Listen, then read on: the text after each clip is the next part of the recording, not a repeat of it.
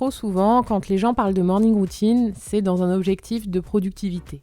Faire toujours plus, gagner toujours plus de temps, travailler encore plus vite. Et je trouve que c'est à ce moment-là qu'on se perd. Alors bien sûr, je ne dis pas qu'être productif est mauvais. Au contraire, c'est essentiel quand on veut avancer vers nos buts. Mais il faut réapprendre à prendre le temps, se reconcentrer sur soi, s'accorder de l'attention pour se sentir plus équilibré et mieux dans sa vie.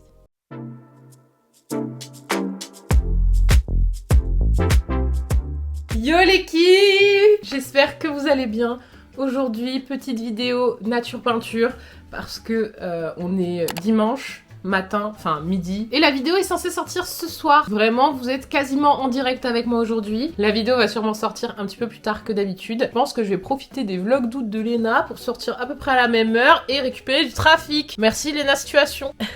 En tout cas, aujourd'hui, on va parler morning routine ou routine du matin. J'ai décidé de retester le format mi-vlog, je vous apprends des trucs en même temps parce que ça avait l'air de vous avoir pas mal plu la dernière fois. Donc... On teste des choses, j'ai cette nouvelle caméra à rentabiliser après tout.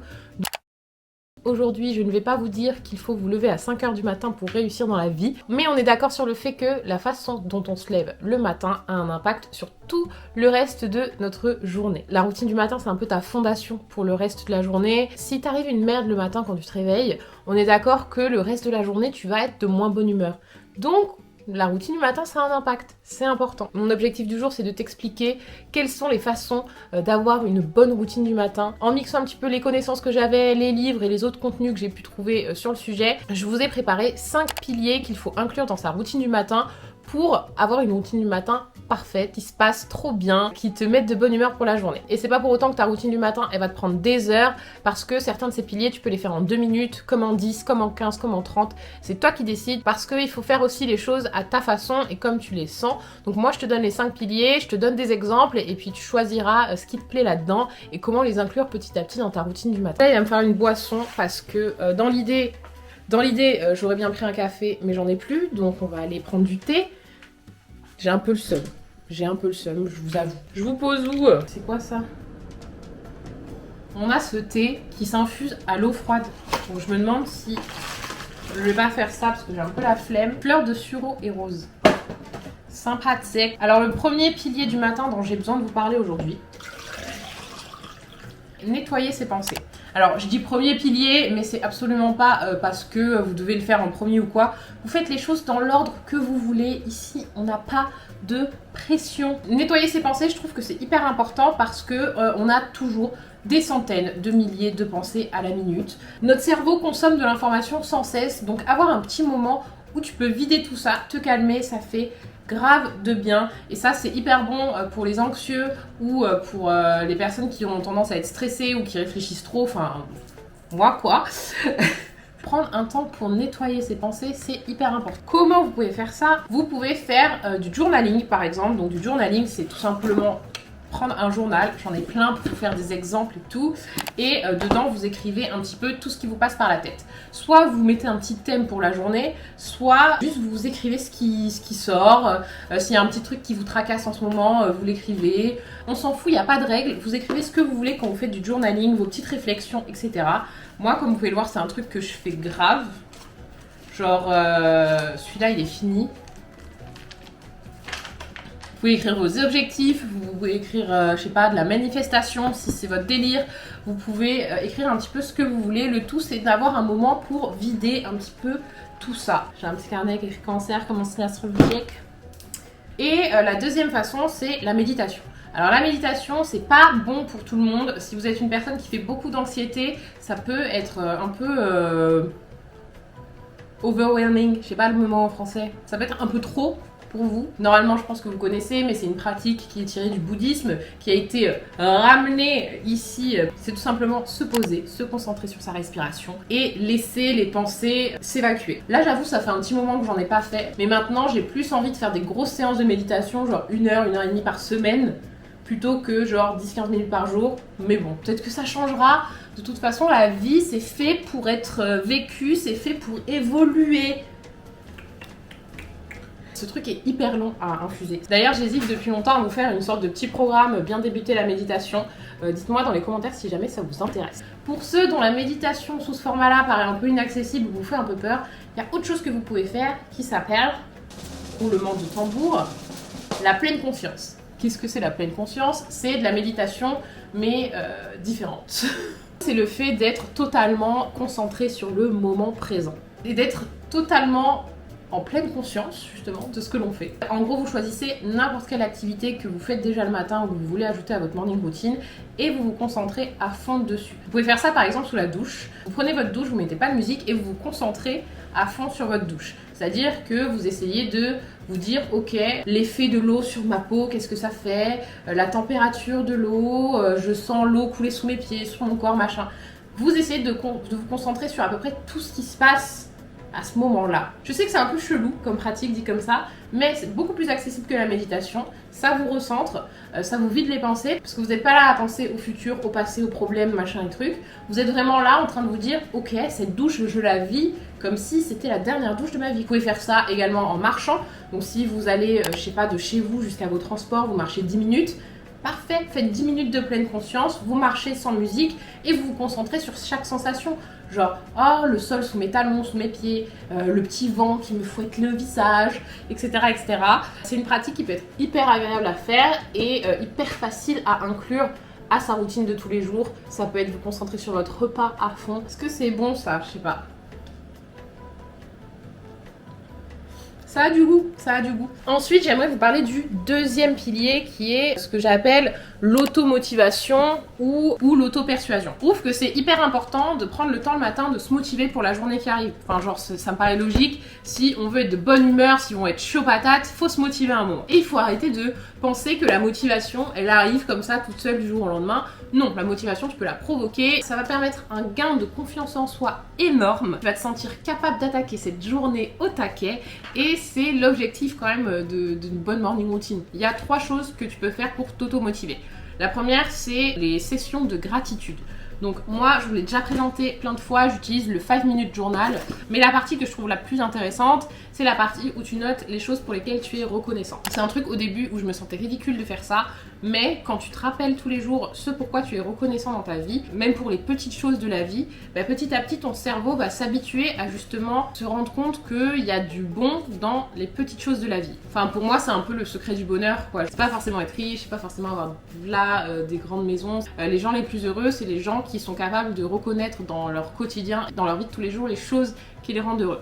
Et la gratitude, c'est un super exercice pour ça. Et le matin, te rappeler qu'il y a des choses comme ça dans ta vie qui se passent bien, c'est hyper motivant, je trouve, pour le reste de la journée. Ensuite, bien évidemment, il y a les affirmations positives. Pareil, moi j'en ai fait pendant très longtemps dans mes carnets, comme ça. Je suis la créatrice de ma propre réalité. Tous mes désirs viennent à moi naturellement. J'accepte que l'on m'aime et j'aime en retour. Je suis heureuse, je suis abondante, je suis belle, je suis riche. Je suis capable de réaliser tous mes rêves. Je suis sur la bonne voie, etc. etc. Pareil, ça, on se sent ridicule au début. Puis, en fait, c'est petit à petit, à force de le répéter, ça va reprogrammer ton cerveau. Il y a une explication scientifique en plus derrière ça. Peut-être qu'un jour je vous ferai une vidéo là-dessus. Le dernier exemple que j'ai à vous donner pour l'automotivation, c'est d'écrire vos objectifs ou de faire de la manifestation. Enfin pour moi c'est un peu pareil. Pour vous les rappeler justement, vous rappeler vos rêves, vous rappeler les choses que vous avez accomplies, que vous avez envie d'accomplir dans votre vie et un petit peu retrouver ce sentiment d'excitation que vous avez. Après si vous voulez le faire sur votre téléphone, si vous voulez le faire à haute voix, encore une fois c'est vous qui voyez. Moi ça me prenait environ 10 minutes le matin parce que je faisais une grande page comme ça par jour. On va continuer avec le troisième pilier qui est selon moi de réaliser une première tâche simple. Qu'est-ce que ça veut dire, réaliser une première tâche simple? Bah c'est dans le nom, il y a un moment, je veux dire, on parle tous français ici, non? Pourquoi c'est important? Parce que ça fait comprendre à votre cerveau que ça y est, la journée est lancée en fait. Donc, si vous faites une première tâche, genre faire votre lit, faire 10 minutes de ménage, lire 10 pages d'un livre pour respecter le TSV Challenge, ça fait comprendre à votre cerveau que ça y est, la journée commence. vous avez un premier sentiment d'accomplissement, donc bah vous êtes content et vous êtes prêt à réaliser d'autres tâches, parce que ce petit sentiment d'accomplissement dès le matin, je trouve que c'est agréable. Moi ce que je fais c'est faire mon lit, faire un petit ménage rapide, genre 5-10 minutes, bam bam bam, je range les vêtements qui traînent, comme ça le soir je rentre et j'ai une chambre rangée et ça fait trop plaisir, même si en ce moment j'ai un peu de mal à faire ça, j'avoue. Et le dernier que je fais c'est lire 10 pages d'un livre ou d'un manga, selon le mood, tous les jours, mais je veux garder cette habitude de lire, même si c'est lire un manga et que c'est plus simple à lire qu'un livre, au moins je lis, vous voyez. On a déjà pas mal préparé l'esprit, maintenant il est temps de préparer le corps. Donc forcément, l'étape suivante, ça va être de bouger son corps d'une manière ou d'une autre. Pareil, vous n'êtes pas obligé d'aller faire une séance de sport énorme, sauf si c'est votre kiff. Je viens de me rendre compte que mon micro s'était jamais allumé, donc j'ai un gros pompon pour rien depuis tout à l'heure. Top. Du coup, pour bouger votre corps, c'est assez simple. Vous pouvez tout simplement faire des petits étirements ou une petite session yoga. J'ai trouvé un TikTok l'autre jour de posture de yoga que tu peux faire directement depuis ton lit pour réveiller ton corps justement. Donc c'était pas mal du tout, je vous le conseille. Je vous mettrai le lien du TikTok dans la barre d'infos. Sinon, vous pouvez aussi aller marcher. Franchement, marcher, c'est un super truc. Qui fait grave du bien. C'est hyper bon pour la créativité également, donc vous pouvez aller vous faire une petite session marche. Vous pouvez aussi lier ça avec le pilier précédent, donc qui est de faire une première tâche simple. Par exemple, vous pouvez bouger votre corps en musique en faisant votre petit ménage. J'ai fait ça pendant hyper longtemps, c'était trop drôle. Le matin, je pense que je vais le refaire parce que ça me mettait vraiment en forme. C'était là, tu chantes, tu danses, tu fais le ménage, tu bouges. Méga bon plan pour la bonne humeur. Donc à vous de trouver le truc qui vous fait le plus plaisir pour bouger votre corps. C'est la Inès du montage parce que je viens de voir qu'il y a toute une partie de ce footage qui a disparu où je vous parlais du coup du 5e pilier. Donc je le représente ici. Pour moi le 5e pilier c'est de vous accorder un moment plaisir.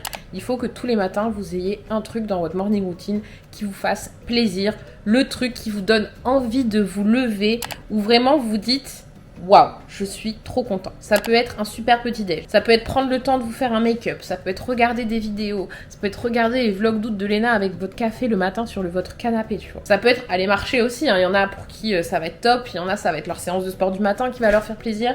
Moi, je suis plus motivée par la nourriture, je vous avoue, et le café. Mais bon, chacun son délire. Mais il faut que vous ayez tous les jours ce petit truc plaisir qui vous fasse kiffer vous lever le matin. Genre où vous vous dites ok le réveil était dur mais comme je vais faire ce truc là, y a pas de problème. Je suis chaud. Enfin, moi mon petit plaisir du jour, c'est ça. Cette boisson absolument pas saine. Mais qu'est-ce que c'est bon. Là c'est le goût ananas mais mon préf c'est le goût litchi. Là je suis contente de m'être levée ce matin. Trop bon! Donc voilà pour les 5 piliers principaux que j'avais identifiés, mais j'ai un pilier bonus que je n'ai jamais mis en place encore dans ma routine. C'est un truc que j'ai vu dans la routine d'un moine bouddhiste qui fait des vidéos sur YouTube. Et en gros, dans sa routine, lui, ce qu'il ajoute, c'est que tous les jours, il fait une bonne action. Il fait un acte de générosité, quel qu'il soit, pour nourrir son âme, comme il le dit. Et j'ai trouvé l'idée hyper intéressante. C'est-à-dire que tous les jours, lui, il allait dans un village voisin pour distribuer de la nourriture avec ses copains moines. Ce que tu peux faire pour le mettre en place, toi, dans ta vie de tous les jours, c'est de tous les jours, prendre un petit moment pour faire un petit truc pour quelqu'un en fait. C'est hyper cool de se faire plaisir et c'est hyper cool de penser à soi, mais c'est vrai que quand on offre quelque chose à quelqu'un, que ce soit son temps, que ce soit de la générosité, que ce soit un vrai cadeau, que sais-je, c'est satisfaisant mais d'une autre manière et ça nourrit l'âme. Donc on va nourrir notre âme les amis à partir d'aujourd'hui. Dans les actes de générosité que tu peux faire, ça peut être tout simplement préparer le petit-déj pour des gens avec qui t'habites. Par exemple, ça peut être juste donner de la visibilité à une asso, donner de ton temps à ton petit cousin pour l'aider à faire ses devoirs. Enfin, ça peut être plein de petites choses. Et c'est vrai que si on le faisait tous un petit peu plus souvent, je suis sûre qu'on serait tous bien plus heureux dans nos vies. Donc on va aller faire dès aujourd'hui un petit acte de générosité ensemble. Je vais aller donner des livres dans une boîte à livres pour aider des gens qui n'auraient pas les moyens de s'offrir des livres. Et moi j'en ai plein et j'adore lire et ça m'aide beaucoup dans la vie, la lecture. Donc j'espère que ça pourra aider quelqu'un de partager cette passion.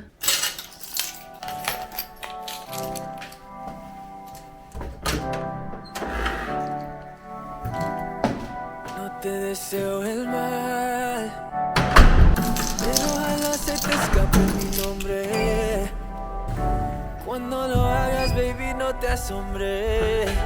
Un style tapeur. Pour une fois qu'il fait beau, je vais devoir passer l'après-midi à faire du montage. Yeah, lo sé. Yo perdí mi tiempo, yeah. Y tú alguien que te amaba. Es que eso no lo entiendo, yeah. Si es que Judas me besaba, no sé qué imaginar, yeah. Que me iba a virar, yeah. Es que tan falsa te siento, yeah. Como cosa con medicina, yeah. Je suis de retour. J'espère que vous aussi, vous allez nourrir votre âme aujourd'hui, les potes. J'espère que ces petits piliers vous auront intéressé. Votre mission de la semaine, ça va être de créer votre morning routine parfaite en vous basant sur ces piliers. Vous pouvez choisir n'importe quelle activité à réaliser. Vous pouvez les faire 2 minutes, 1 minute. Vraiment, n'hésitez pas à adapter la morning routine comme vous en avez envie. Restez connectés sur Instagram parce que je vous partagerai un petit template qui vous permettra justement de définir un petit peu vos nouveaux éléments de morning routine. Et dans la semaine, je pense que je vous ferai un petit question-réponse pour vous aider à construire cette nouvelle routine. J'espère franchement que cette vidéo vous aura plu. Dites-moi ce que vous pensez de ce type de format dans les commentaires. J'ai envie de tester des nouvelles choses pour la nouvelle année. Voilà, n'hésitez pas à me dire comment se passe le TSV Challenge jusque-là pour vous. Je vous avoue que les 2 premières semaines, j'étais à fond. Et là, la 3e, j'ai eu un petit coup de mou parce que dans ma vie, en général, j'avais un petit coup de mou. Mais le fait d'avoir refilmé cette vidéo, ça m'a grave remotivée à m'y remettre. Donc voilà, comment ça se passe pour vous le TSV Challenge. N'hésitez pas à me le dire dans les commentaires ou de m'envoyer un petit message si vous avez besoin d'un petit coup de boost de motivation. Sur ce, moi je vais aller faire ce montage parce que la vidéo doit sortir dans quelques heures. Souhaitez-moi bonne chance. Si vous voyez cette vidéo à l'heure, c'est que j'aurai géré, sinon sorry. Bref, l'équipe, je vous fais de gros bisous. On se dit à la semaine prochaine pour une nouvelle vidéo du TSV Challenge qui parlera de créativité. Et d'ici là, portez-vous bien. Ciao.